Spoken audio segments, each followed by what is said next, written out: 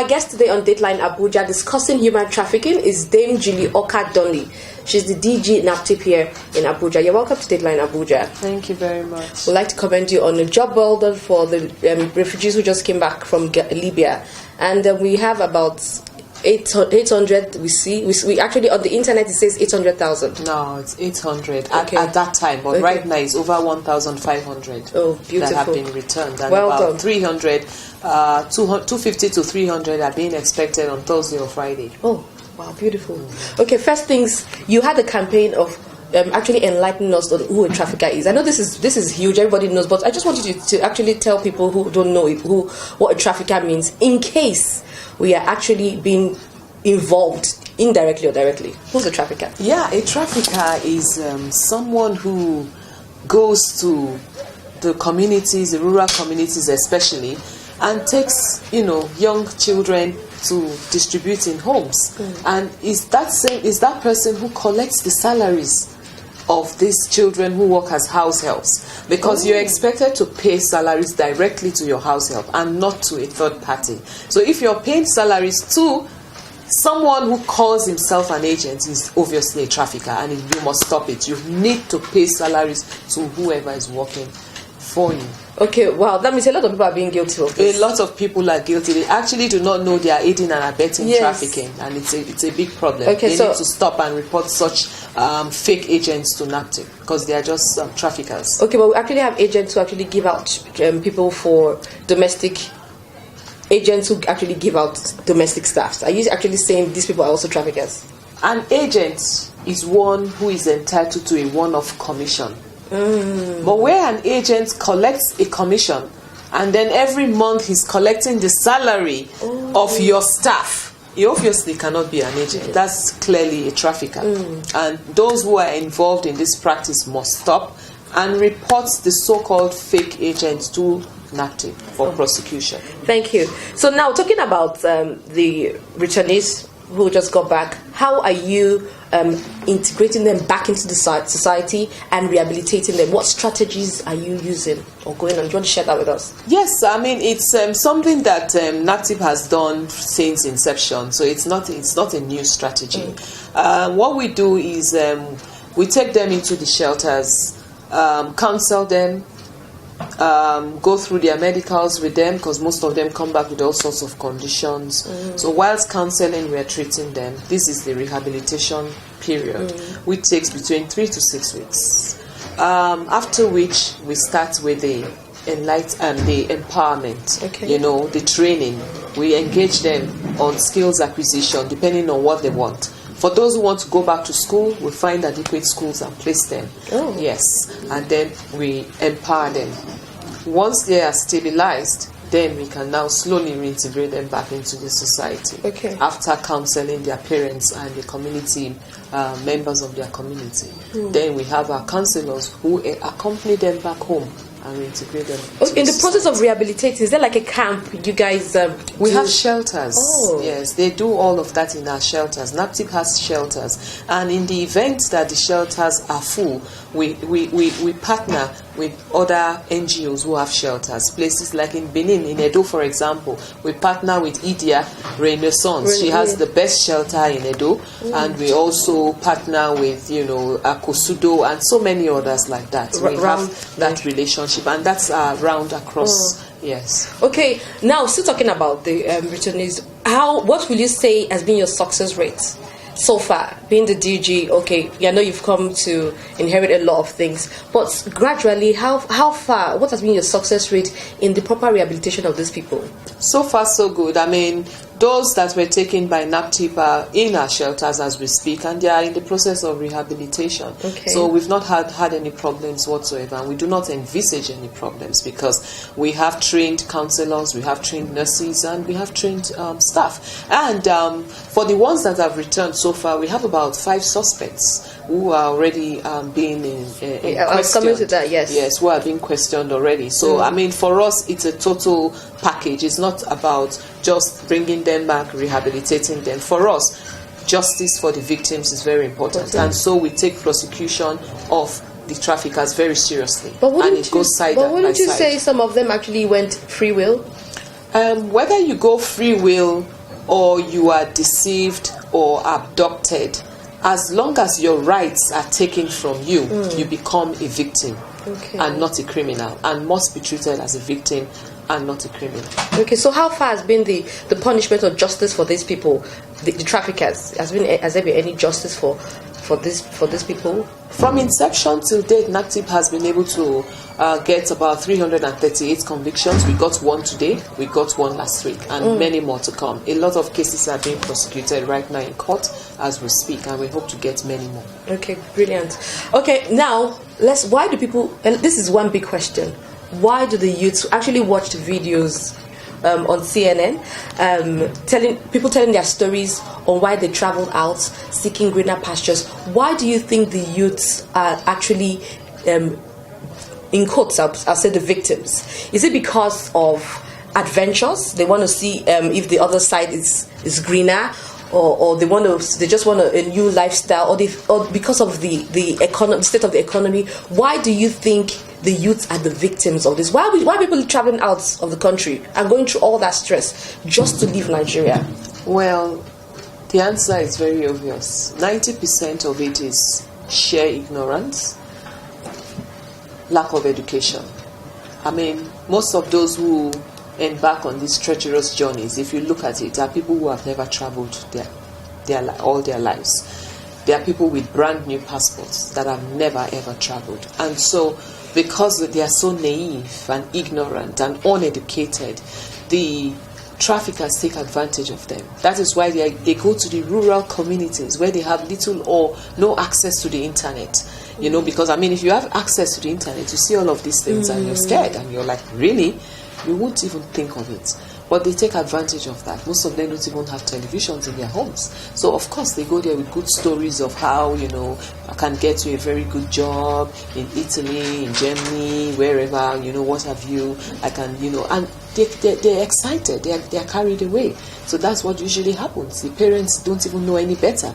They even convince the children, don't worry, whatever it takes, I'm going to sell everything I have. I'll sell my land, I'll sell my gold, and you can go. Because they really genuinely believe that these ones are going for better life. And this is how, they end up, being taken away. Okay, now we're talking about ignorance. So we're coming back to, if we do proper enlightenment, or there's proper enlightenment or proper awareness, maybe this will reduce. Because if we say we want to curb human trafficking, we have to actually go back and find out the source. If it's ignorance, what is NAPTIP doing to create awareness? If it's behavioral awareness or general awareness, what are your campaigns? Long before now, NAPTIP has always embarked on awareness campaigns, long before now. And now we've only intensified our efforts at ensuring that these campaigns are taken right into the grassroots. Where the victims are. Where the victims come from. And now the campaign is not just targeted at the victims, at the youths. The campaign is also targeted at the parents of these youths too, because most of them do not know. So now, if they know, they can take a better informed decision concerning their children. So when these traffickers come with all of these good stories, they're already on their guard, and they're like, no, you can't take my children. And they will also call NAPTIP and report any such trafficker, or suspect to NAPTIP. Okay. So that is what we are trying to do now. And we're also engaging. We've started already. Okay. We are going from community to community. It's not easy. We need you. We need everyone to come on board. We need the state governors, the local government chairman, the faith-based organizations, NGOs, CSOs, the public. The private, organized private sector, the corporate organizations. We need everyone to come together, because this is a very massive project. This is not just about only the federal government. Yeah. We need to come together, all of society and all of government. Very, very, very key. Oh, thank you so much. Okay, last week Tuesday we had some report from the Executive Council from Edo State Governor. He actually stated that he was dissatisfied with the approach by NAPTIP officials. What do you have to say to clarify that? Well, this is very unfortunate, because in the first place, the Edo State government refused to work with NAPTIP ab initio. Oh, really? Yes, the Edo State governor had been very, very hostile to NAPTIP and NAPTIP officials. He never wanted to have anything to do with NAPTIP Why? in the first place. I don't know. And that was why he went up to set his task force, because having an office in Edo State with a shelter, we expected him to work with us, strengthen us. He's the CSO. So we expect that he works with NAPTIP, he strengthens us. If he thinks that we don't have enough operational vehicles, give us vehicles. If you think our shelters are not up to date, help us upgrade them. If you think that we do not have the money, give us money to feed the victims. And that was what we expected, to have that relationship, and that was what we wanted. When I was appointed as DG NAPTIP, the first place I went to was Edo State. Oh. The first governor I attempted to see was Governor Obaseki. How successful was that? Governor Obaseki kept my team and I for hours. I think he was finally persuaded to meet with us, and then he now met with me for like 2 minutes. He didn't even want to have anything to do with me. And I told him, I said, Your Excellency, I resumed 2 weeks ago, and I came to pay my respect and to meet with you. So if you have any problem with NAPTIP, you cannot take it out on me. And this was the beginning of the problem till today. So I really don't know why. But this is not a time for us to actually absolutely. If right now you're using this opportunity or forums to actually say we need everybody to be part of it. We don't need to fight, including the Edo State government. Yes. We don't need to fight, because Mr. President has spent so much money for this project to take off. And the idea of Mr. President is to bring back all the Nigerians who are desirous of returning, and to rehabilitate them. So we need cooperation from everyone, from all the states. We're open. NAPTIP is willing and ready to work with every state government, including Governor Obaseki. So NAPTIP doesn't have any problem with Governor Obaseki or the Edo State government. So I'm surprised that the governor is saying having all these complimentary remarks about NAPTIP. It's really unfortunate. Would this actually discourage your work in Edo State? Absolutely not. Edo State for us is the focal state. Because majority of the returnees are from Edo State, and we have our office and our shelter. And Edo State's office is the most vibrant command out of all the commands we have. It's the most busy of all the commands, because each time they are prosecuting, they are arresting, and they are working. So of course, this will not deter NAPTIP from working very well with the Edo State government, and in Edo State for that matter. Oh, thank you so much for clearing that. Okay, finally, want to use this opportunity or medium, I know you've already done that, to actually create more awareness for people to say, if you do this, you're a trafficker. Because actually I have a video which is going on, but then I want you to tell people, if you do this, you're a trafficker. If indirectly or directly, and also use the opportunity to actually tell people, let's all work together to fight against human trafficking. Thank you very much. An agent who takes people from various communities and distributes them to houses and collects the salaries of these workers, obviously, is a trafficker. If one engages a child that is under the age of 13 years to work as a house help or houseboy, of course, you're a trafficker. And then, of course, if you go to recruiting, boys, girls, men and women, to take them out of the country to work, of course you're a trafficker. Because what kind of work do you want to give them? You're obviously going to give them, they're obviously going to be sexually exploited, they're obviously going to be victims of forced labor, and they're obviously, some of them end up as victims of organ harvesting, where their organs are sold. So all of these are signs.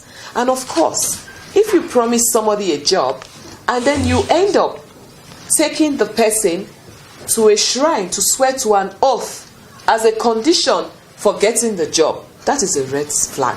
Wow. And you should call NAPTIP immediately. That person is obviously a trafficker. If the recruiter of these victims engages a bus driver who takes all of these children in a bus he's also a trafficker because he's transporting them.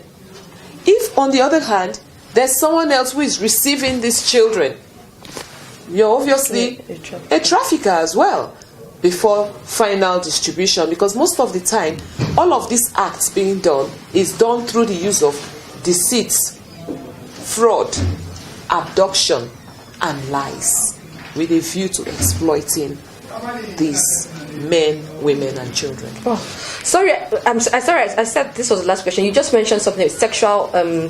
People are victims actually being used for sexual and organ exploitation. Yes.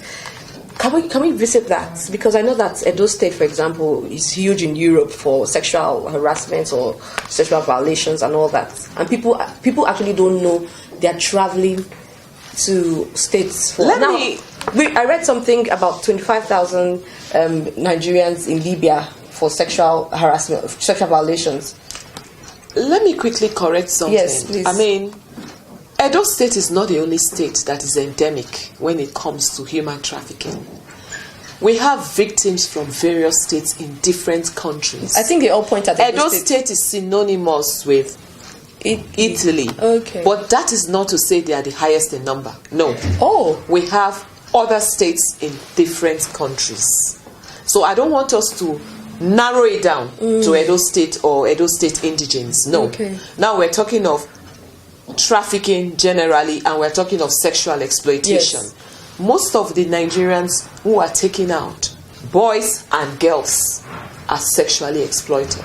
That is to say, the traffickers have those who patronize them and pay for their services to the traffickers. They also have those who patronize them to take these ones out for forced labor in the fields, in the farms, and in factories and places like that. And they pay the salaries to the traffickers and not to the victims. Oh. They also have those who patronize them, take some of them away for their organs. They are killed and their organs are taken and sold in the black market for those who want to carry out organ transplants in the hospitals. So all of these are trafficking. Oh. And these are the various forms of trafficking. Okay, now you talked about some of these victims actually going out with new passports.